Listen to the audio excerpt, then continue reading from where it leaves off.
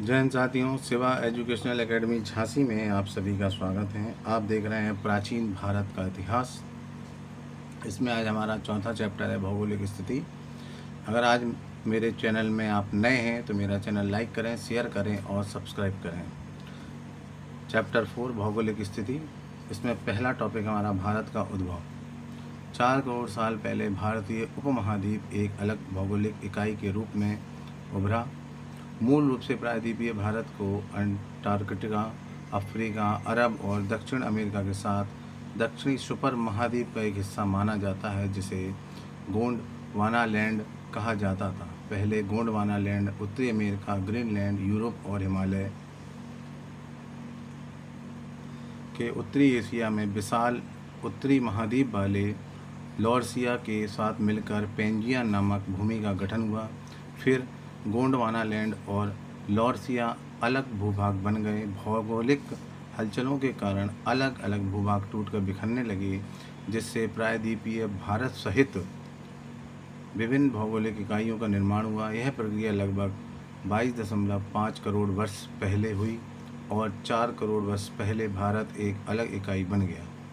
5.8 से 3.7 करोड़ वर्ष पूर्व भारत उत्तर में स्थानांतरित होकर यूरेशियन महाद्वीप में शामिल हो गया। पुराने समय की तुलना में भारत की हिमालयी सीमा नवनिर्मित है। हिमालय का निर्माण 4 चरणों में हुआ। अंतिम शिखर का निर्माण प्लेस्टोसिन युग में हुआ, जिसका काल 20 लाख वर्ष पूर्व से लेकर ईसा पूर्व 12,000 तक माना जा सकता है। हिमालय की नदियों ने भारत में गंगा तटीय इंडो गैंगेटिक समतल मैदान बनाने में महत्वपूर्ण भूमिका निभाई, जिससे प्लेस्टोसिन युग में जलोढ़ का निर्माण हुआ। अगर यूरोप से रूस को हटा दिया जाए तो भारतीय उपमहाद्वीप यूरोप से बड़ा है, जिसका कुल क्षेत्रफल 42.025 लाख वर्ग किलोमीटर है। इस उपमहाद्वीप को 5 देशों में बांटा गया: भारत, बांग्लादेश, नेपाल, भूटान और पाकिस्तान। भारत में लगभग 100 करोड़ लोग हैं। इसमें राष्ट्रीय राजधानी क्षेत्र दिल्ली सहित 28 राज्य और 7 केंद्र शासित प्रदेश शामिल हैं। इसके कुछ राज्य कई यूरोपीय देशों की तुलना में बड़े हैं। मानसून की भूमिका। भारतीय महाद्वीप एक निर्धारित भौगोलिक इकाई है और बड़े पैमाने पर उष्णकटिबंधीय क्षेत्र में स्थित है। मानसून ने भारत के इतिहास में महत्वपूर्ण भूमिका निभाई है। यहाँ दक्षिण पश्चिम मानसून जून और अक्टूबर के बीच रहता है और देश के प्रमुख हिस्सों में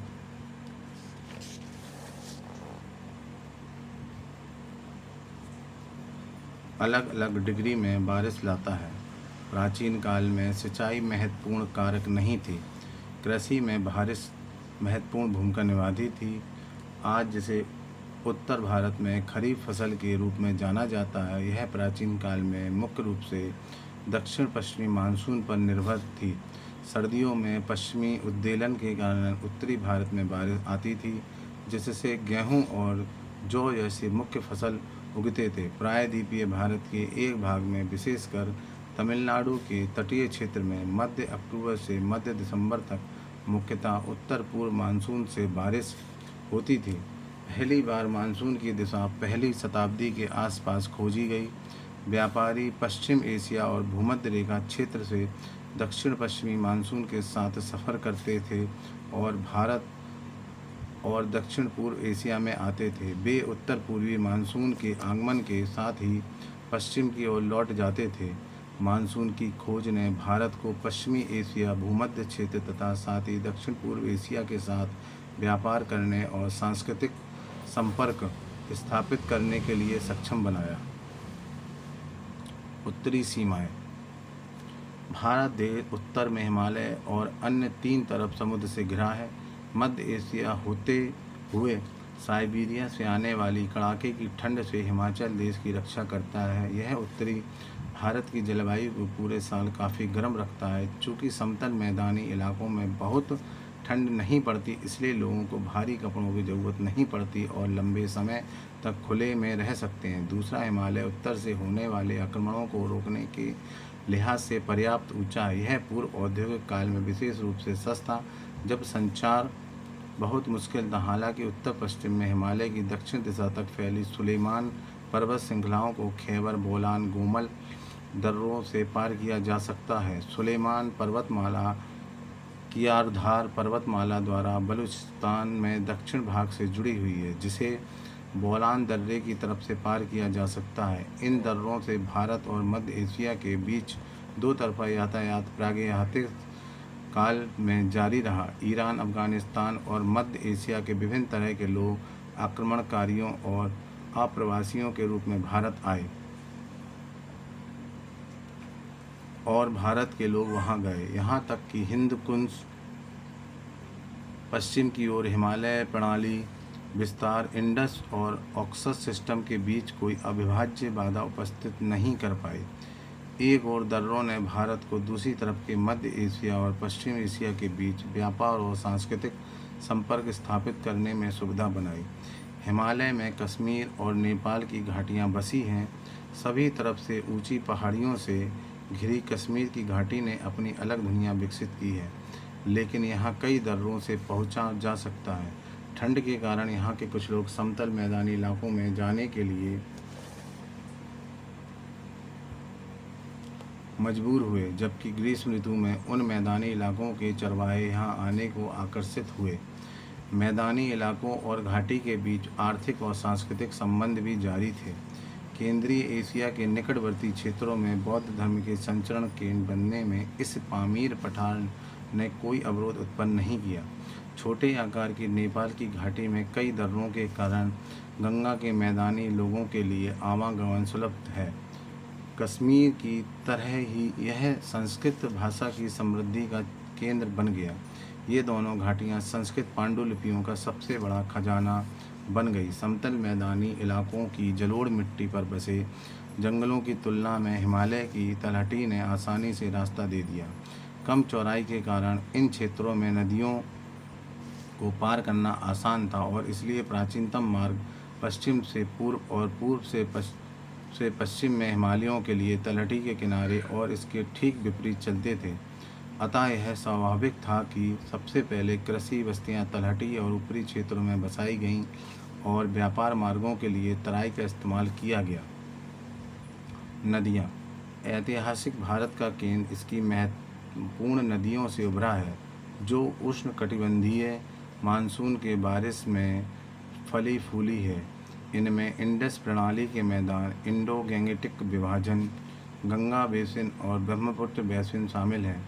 पश्चिम से पूर्व की ओर हम पाते हैं कि सालाना बारिश में 25 से 250 सेंटीमीटर तक बढ़ जाती है। 25 से 37 सेंटीमीटर की बारिश पर आधारित इंडस की वनस्पति और संभवतः 37 से 60 सेंटीमीटर पर बारिश आधारित पश्चिमी गंगा की वनस्पति पत्थर और तांबे के औजारों से साफ हो सकती है और कृषि योग्य हो सकती है, लेकिन गंगा के मध्य में 60 से 125 सेंटीमीटर बारिश पर आधारित वनस्पति में क्या संभव नहीं था, और 125 से 250 सेंटीमीटर वर्षा पर आधारित गंगा और ब्रह्मपुत्र की निचली वनस्पति के मामले में तो निश्चित रूप से संभव नहीं था।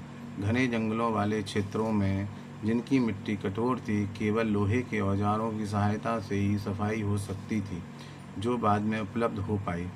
इसलिए कम बारिश वाले पश्चिमी क्षेत्र के प्राकृतिक संसाधनों का उपयोग पहले किया गया और बड़े पैमाने पर मानव बस्तियां आमतौर पर पश्चिम से पूर्व तक फैली। एक बार कृषि युक्त होते ही इंडस गैंगेटिक के मैदानों में फसलों का भरपूर उत्पादन हुआ और संस्कृतियों को उत्तरोत्तर समर्थन मिला। इंडस और पश्चिमी गंगा के समतल मैदानी इलाकों में मुख्य रूप से गेहूं और जौ का उत्पादन होता था, जबकि गंगा के मध्य और निचले मैदानों में बड़े पैमाने पर चावल का उत्पादन होता था, जो गुजरात और विंध्य के दक्षिण में मुख्य आहार का स्रोत था। हड़प्पा संस्कृति इंडस घाटी में उत्पन्न और विकसित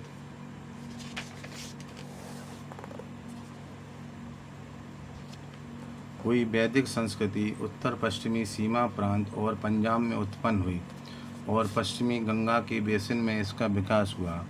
मध्य गंगा बेसिन में उत्तर वैदिक संस्कृति मुख्य रूप से लोहे के उपयोग के आधार पर छा गई। गंगा की निचली घाटी और उत्तरी बंगाल की तरफ वस्तुतः गुप्त काल में ध्यान गया और अंत में पूर्व मध्यकाल में असम सहित ब्रह्मपुत्र घाटी का महत्व बढ़ा। शक्तिशाली शासकों ने इन मैदानी इलाकों और घाटियों के कब्जे के लिए लड़ाई लड़ी और विशेष रूप से गंगा यमुना दोआब सबसे प्रतिष्ठित और विवादित क्षेत्र साबित हुआ। नदियों में वाणिज्य और संचार की धमनियों के रूप में सेवा की। प्राचीन समय में सड़कों का निर्माण मुश्किल था, इसलिए व्यक्ति और वस्तुओं का संचार नाव से होता था। इसलिए सैन्य और वाणिज्यिक परिवहन के लिए नदी मार्ग वरदान साबित हुआ। स्पष्ट रूप से अशोक द्वारा निर्मित पत्थर के स्तंभों को नौका द्वारा देश के विभिन्न भागों में ले जाया गया था। संचार के लिए नदियों का महत्व ईस्ट इंडिया कंपनी काल तक जारी रहा। इसके अलावा नदियों ने पड़ोसी क्षेत्रों को जल से भरा और उन्हें उपजाऊ बनाया। उन्होंने नहरों में पानी की आपूर्ति भी नदियों से की थी। हालांकि इन नदियों के जरिए बाढ़ भी आई, जिसने समय समय पर उत्तरी मैदानी इलाकों में शहरों और गांवों को नष्ट कर दिया गया। इसलिए कई प्राचीन इमारतों को पूरी तरह से बहा दिया और वे नष्ट हो गए। फिर भी हस्तिनापुर, प्रयाग, वाराणसी और पाटलिपुत्र जैसे महत्वपूर्ण शहर और राजधानी नदियों के तट पर स्थित थे। आधुनिक समय में शहरी क्षेत्र सड़क और रेलवे जंक्शनों पर या औद्योगिक या खनन क्षेत्रों में स्थित है, लेकिन पूर्व औद्योगिक समय में ज़्यादातर शहर नदी किनारे और जंक्शनों, प्रयागों पर स्थित थे। कुल मिलाकर ये नदियाँ ही थीं जो राजनीतिक और सांस्कृतिक सीमाओं को रेखांकित करती थीं, जो पर्वतों द्वारा भी निर्मित थी। इस प्रकार भारतीय प्रायद्वीप के पूर्वी भाग में कलिंग के रूप में भी जाना जाने वाला क्षेत्र उड़ीसा के तटीय क्षेत्र में होते हुए उत्तर में महानदी और दक्षिण में गोदावरी के बीच स्थित था। इसी प्रकार आंध्र प्रदेश मुख्यतः उत्तर में गोदावरी और दक्षिण में कृष्णा के बीच में है। ईसा युग की शुरुआत में सातवाहनों और उनके उत्तराधिकारियों के समय कस्बों और बंदरगाहों की प्रमुखता के कारण इन दो नदियों द्वारा मुहानों पर बनाई गई डेल्टाई समतल मैदानों की महत्ता बढ़ गई। अंततः तमिलनाडु का प्रमुख भाग उत्तर में कृष्णा और दक्षिण में कावेरी के बीच स्थित था। दक्षिण में कावेरी घाटी लगभग बैगई नदी तक और उत्तर में दक्षिण पेन्नार नदी तक फैला हुआ था। इसने एक अलग भौगोलिक क्षेत्र का गठन किया और ईसाई युग की शुरुआत से थोड़ा पहले चोल शक्ति का केंद्र बन गया। यह क्षेत्र उत्तर तमिलनाडु से भिन्न था, जिसमें ऊपरी क्षेत्र शामिल थे और 4वीं-6वीं शताब्दी तक पल्लवों के अधीन यह प्रमुख हो गया। प्रायद्वीप का पूर्वी भाग कोरमंडल तट से घिरा है। यद्यपि यह तट पूर्वी घाटी या सीढ़ियों से घिरा हुआ है, ये घाट बहुत अधिक ऊंचे नहीं हैं और पूर्व वाहिनी प्रवाह के कारण कई मुँह बंगाल की खाड़ी में खुलते हैं। इस प्रकार प्राचीन समय में एक तरफ पूर्वी तट और दूसरी तरफ आंध्र प्रदेश और तमिलनाडु के अन्य हिस्सों के बीच संचार मुश्किल नहीं था। कोरमंडल तट पर अरकमेडु, आधुनिक नाम महाबलीपुरम, और कावेरी पत्तनम के बंदरगाह शहर स्थित थे। प्रायद्वीपीय के पश्चिम भाग में ऐसी विशिष्ट क्षेत्रीय इकाई नहीं है। हालांकि हम उत्तर में तापी, दमनगंगा और दक्षिण में भीमा के बीच महाराष्ट्र को स्थित मान सकते हैं। कर्नाटक का अधीनस्थ क्षेत्र भीम और उत्तर में कृष्णा नदी के ऊपरी भागों और दक्षिण में तुंगभद्रा के बीच अवस्थित प्रतीत होता है। लंबे समय तक तुंगभद्रा ने उत्तर और दक्षिण में आक्रमणकारी शक्तियों के बीच प्राकृतिक सीमा प्रदान की। जिस प्रकार बादामी के चालुक्यों और राष्ट्रकूट को तुंगभद्रा के दक्षिण में अपनी शक्ति का विस्तार करना मुश्किल हो गया था, उसी प्रकार पल्लव और चोलों को उत्तर में अपने अधिकार विस्तार में मुश्किलें आईं। प्रायद्वीप के अत्यधिक दक्षिण पश्चिम के तटीय क्षेत्र आधुनिक राज्य केरल से घिरे हुए थे। प्रायद्वीप के पश्चिमी भाग के समुद्री तट को मालाबार तट कहा जाता है। हालांकि तट के किनारे कई बंदरगाह और छोटे साम्राज्य बसाए गए। पश्चिमी घाटों के मुश्किल दर्रों को ना पार करने की वजह से महाराष्ट्र, कर्नाटक और केरल के आसपास के इलाकों से तटों के बीच संचार स्थापित करने में काफ़ी मुश्किलें आईं। उत्तर में इंडस और गंगा प्रणालियों और दक्षिण में विंध्य पहाड़ों के बीच जमीन का एक विशाल हिस्सा है, जिसे अरावली पहाड़ों द्वारा 2 इकाइयों में बांटा गया। अरावली के पश्चिम का क्षेत्र थार रेगिस्तान से घिरा हुआ है। हालांकि इस क्षेत्र में राजस्थान का एक हिस्सा भी स्थित है। प्राचीन समय में रेगिस्तान के विस्तार के कारण मानव बस्तियां असंभव थीं। हालांकि रेगिस्तान में बिखरे कुछ उपजाऊ वनस्पति जम गए थे। प्राचीन समय ही से ही ऊँटों पर रेगिस्तान को पार करना संभव रहा। राजस्थान का दक्षिणी पूर्वी हिस्सा प्राचीन समय से तुलनात्मक रूप से उपजाऊ क्षेत्र रहा और इस क्षेत्र में खेतरी तांबा खानों के अस्तित्व के कारण यह ताम्र युग में आबाद हो गया था। राजस्थान गुजरात के उपजाऊ मैदानों से मिलता है जो नर्मदा, तापी, माही और साबरमती के जल से सिंचित होते हैं। दक्कन पहाड़ के उत्तरी पश्चिमी भाग के अंत में स्थित गुजरात में कम बारिश वाला कठियावाड़ प्रायद्वीप शामिल है। इस राज्य के तटीय क्षेत्र काफ़ी दांतेदार हैं और इसलिए कई बंदरगाहों की स्थापना के लिए उपयुक्त हैं। इसलिए प्राचीन काल से गुजरात अपने तटीय और विदेशी व्यापार के लिए प्रसिद्ध है और यहाँ के लोग उद्यमशील व्यापारी साबित हुए हैं। गंगा यमुना दोआब के दक्षिण में स्थित मध्य प्रदेश, पश्चिम में चंबल नदी, पूर्व से सन नदी, दक्षिण में विंध्य पर्वत और नर्मदा नदी से घिरा है। इसके उत्तरी भाग में उपजाऊ समतल मैदान है। वर्तमान में मध्य प्रदेश देश का सबसे बड़ा राज्य है और मोटे तौर पर इसे दो भागों में विभाजित किया जा सकता है, पूर्वी और पश्चिमी भाग। पूर्वी हिस्सा ज़्यादातर विंध्य की पहाड़ियों से घिरा हुआ है। चौथी पाँचवीं शताब्दी में गुप्त काल में यह क्षेत्र एक ऐतिहासिक महत्व रखता था। हालांकि पश्चिमी मध्य प्रदेश में मालवा शामिल है जो 6ठी शताब्दी ईसा पूर्व से ऐतिहासिक गतिविधियों का केंद्र रहा है। मालवा गुजरात बंदरगाहों के लिए एक महत्वपूर्ण परिक्षेत्र के रूप में इस्तेमाल होता था। मालवा और गुजरात को हथियाने के लिए दक्कन और उत्तरी शक्तियों के बीच कई युद्ध हुए। इस इलाके पर अपनी कब्जेदारी के लिए पहली और दूसरी शताब्दियों में शक और सातवाहन और 18वीं शताब्दी में मराठा और राजपूतों के बीच लड़ाइयाँ हुई। अगला टॉपिक हमारा प्राकृतिक सीमाएं और सांस्कृतिक संपर्क। नदियों कुछ मामलों में पहाड़ों और कभी कभी डेल्टा और पठारों से घिरे प्रत्येक क्षेत्र के ने साथ मिलकर एक राजनीतिक और प्रशासनिक इकाई गठित की जिसमें विभिन्न सत्तारूढ़ राजवंशों का उत्थान और पतन हुआ। मुश्किल संचार और प्राकृतिक सीमा की सुरक्षा के कारण शासक वर्ग के लिए एक विशाल देश में अन्य सभी क्षेत्रों पर नियंत्रण स्थापित करना आसान नहीं था। धीरे धीरे हर क्षेत्र अपनी विशिष्ट जीवन शैली और भाषा शैली विकसित कर सांस्कृतिक इकाई बन गया। हालांकि उत्तरी और पश्चिमी भारत में अधिकांश भाषाएं इंडो आर्यन भाषा संग्रह से ही विकसित हुईं और इसलिए इसके कई तत्व समान थे। यह भी महत्वपूर्ण है कि लगभग पूरे भारत में संस्कृत ही बोली और समझी जाती थी।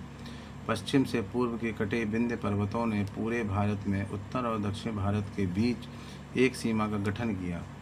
विंध्य के दक्षिण में द्रविड़ भाषा और उत्तर में इंडो आर्यन भाषाओं के बोलने वाले रहते थे। विंध्य क्षेत्रों के बीच कबीलाई लोग रहते थे जहाँ वे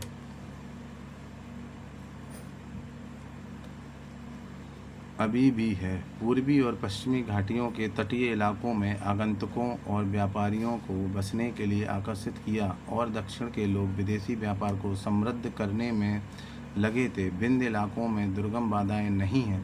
प्राचीन समय में संचार की कठिनाइयों के बावजूद ऊपर से दक्षिण की तरफ और दक्षिण से उत्तर की तरफ आवागमन बना रहा। इससे संस्कृति और भाषा का आदान प्रदान हुआ। कई बार उत्तरी शक्तियाँ दक्षिण में चली गईं। दक्षिण शासक द्वारा उत्तर आ गए। व्यापारियों, मिशनरियों और सांस्कृतिक नेताओं और विशेष रूप से ब्राह्मणों ने भी स्थान बदले। यह दो तरफा यातायात जारी रहा और इससे एक समग्र संस्कृति का विकास हुआ। हालांकि अधिकांश क्षेत्रों ने प्राकृतिक सीमाओं को अच्छी तरह परिभाषित किया था, लेकिन हर क्षेत्र में आजीविका बनाए रखने के लिए आवश्यक संसाधन नहीं थे। इसलिए प्रागैतिहासिक समय के बाद धातुओं और अन्य संसाधनों की आम जरूरतों ने देश के विभिन्न क्षेत्रों के बीच अन्योन्याश्रय संबंध स्थापित किया। अगला टॉपिक हमारा खनिज और अन्य संसाधन। भारत के प्राकृतिक संसाधनों के शोषण और दोहन का प्रभाव इसके इतिहास पर भी है। जब तक बड़े पैमाने पर मानव बस्तियों का विकास हुआ, भारी बारिश के बाद घने जंगलों के क्षेत्रों में घिरे हुए भारत के समतल मैदानों के पर्याप्त क्षेत्र थे। वे चारा, ईंधन और लकड़ी की आपूर्ति और खेलों का आदान प्रदान करते थे। प्रारंभिक समय में जब पकी हुई ईंट अधिक उपयोग में नहीं थी, लकड़ी के घरों और घेरों का निर्माण हुआ। ये भारत की पहली महत्वपूर्ण राजधानी पाटलिपुत्र में पाए गए हैं। भारत में उपकरण और निर्माण के लिए बालू पत्थर सहित सभी प्रकार के पत्थर उपलब्ध हैं। सबसे पहले मानव बस्तियां प्राकृतिक पहाड़ी इलाकों और उन नदी घाटियों में पाई जाती हैं जो पहाड़ियों के बीच स्थित हैं। ऐतिहासिक समय में उत्तरी भारत के समतल मैदानों की तुलना में दक्कन और दक्षिण भारत में अधिकतर मंदिर और मूर्तियां पत्थर से बनाई गई थीं। भारत में तांबा व्यापक रूप से पाया जाता है। सबसे अधिक तांबे की खानें छोटा नागपुर पठार में स्थित हैं, खासकर सिंहभूम जिले में। तांबा बेल्ट लगभग 130 किलोमीटर लंबी है और प्राचीन कारीगरी के कई संकेत देती है। बिहार में तांबे का इस्तेमाल करने वाले सबसे पहले लोग सिंहभूम और हजारीबाग की तांबे की खानों का लाभ लेते हैं, और दक्षिण बिहार और मध्य प्रदेश के कुछ हिस्सों में तांबे के कई औजारों का पता चलता है। राजस्थान में खेतरी के खदानों में पर्याप्त तांबा जमा भी है। इसे पूर्व वैदिक और वैदिक लोगों ने भी अपनाया, जो तब पाकिस्तान, राजस्थान, गुजरात और गंगा यमुना दोआब के क्षेत्रों में रहते थे। खेतरी क्षेत्र में कई तांबे इलाके पाए गए हैं और वे ईसा पूर्व 1000 के पूर्व काल के समय के हैं। जैसा कि तांबा उपयोग में आने वाली पहली धातु थी, हिंदुओं ने इसे शुद्ध बताया है। वे इससे बने बर्तनों का प्रयोग धार्मिक अनुष्ठानों में करते हैं। भारत आज कोई टिन पैदा नहीं करता, यह प्राचीन काल में ही दुर्लभ था। इसमें कोई संदेह नहीं है कि राजस्थान, दक्षिण मध्य प्रदेश और बिहार में पाया गया था, लेकिन वास्तव में यह समाप्त हो गए हैं। जैसा कि तांबे के साथ टिन के मिश्रण से कांस्य बनाया जाता है, हमें प्रागैतिहासिक काल में ज़्यादा कांस्य की वस्तु नहीं मिलती है। हड़प्पा ने संभवतः राजस्थान से कुछ टिन प्राप्त किए थे, लेकिन उनकी मुख्य आपूर्ति अफगानिस्तान से हुई। यह आपूर्ति भी सीमित थी, इसलिए हड़प्पा के लोगों ने पीतल के औजार का इस्तेमाल किया। उनकी संख्या पश्चिमी एशिया, मिस्र और क्रेते में पाए जाने वाले लोगों की तुलना में काफ़ी कम थी, और उनके उपकरण में टिन का प्रतिशत बहुत कम होता था। इसलिए भारत के प्रमुख भाग में ऐसा कोई खास कांस्य युग नहीं था जिसमें युग के औजार और उपकरण के बड़े पैमाने पर कांस्य से बने हों। क्रिश्चियन युग की प्रारंभिक शताब्दियों में शुरू करते हुए भारत ने म्यांमार और मलय प्रायद्वीप के साथ अंतरंग संबंध विकसित किए, जिसमें टिन की बहुतायत थी। इससे बड़े पैमाने पर कांस्य का इस्तेमाल